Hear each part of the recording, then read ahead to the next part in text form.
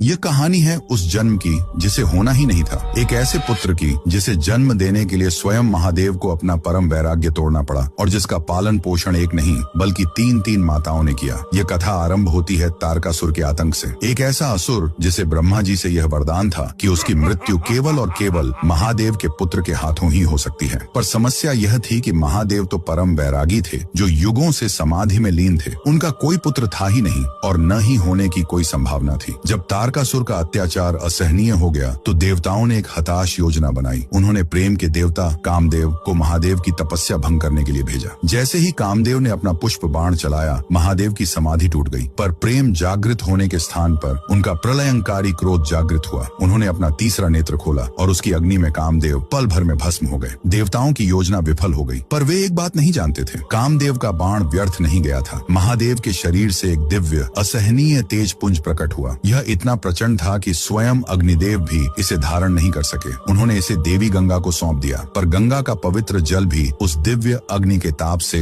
उबलने लगा। उन्होंने भी विवश होकर उसे श्रवण वन में स्थापित कर दिया। उसी क्षण वह एक तेज पुंज 6 सुंदर शिशुओं में बदल गया। तभी आकाश से 6 कृत्तिकाएं यानी तारों का समूह गुजरी और उन शिशुओं को देखकर उनका मातृत्व जाग उठा। उन्होंने उन बालकों को अपना दूध पिलाकर उनकी रक्षा की। जब यह समाचार माता पार्वती तक पहुंचा तो वे उस वन में पहुंची। उन 6 बालकों को देखकर उनके हृदय में मातृत्व का ऐसा सागर उमड़ा कि उन्होंने उन सभी को एक साथ अपने आलिंगन में भर लिया और उसी क्षण वे 6 शरीर एक हो गए। एक ऐसा बालक जिसका एक शरीर था पर 6 सिर थे। कृत्तिकाओं द्वारा पाले जाने के कारण वे कार्तिकेय कहलाए और 6 मुख होने के कारण षडानन। वे किसी गर्भ से नहीं बल्कि महादेव के तेज, गंगा की पवित्रता और कृत्तिकाओं के मातृत्व से जन्मे थे। वे प्रेम के लिए नहीं, धर्म की स्थापना के लिए जन्मे थे। उस देव सेनापति भगवान कार्तिकेय के सम्मान में जिनके जन्म के लिए स्वयं देवताओं को प्रतीक्षा करनी पड़ी, कमेंट्स में जय श्री कार्तिकेय अवश्य लिखें।